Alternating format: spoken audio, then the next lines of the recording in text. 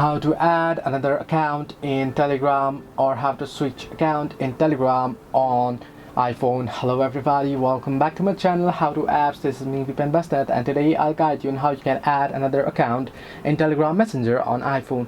Now the process itself is quite simple and easy, so let me guide you through quick and easy through this video. First things first, you want to simply open up your Telegram. Once you do so, you should get an interface like this. You want to tap on the settings option at the bottom right corner of your screen. Now once you do so, what you want to do is you can see various options. You want to simply tap on the edit option at the top right corner of your screen. You can see a small edit option. You want to simply tap on it.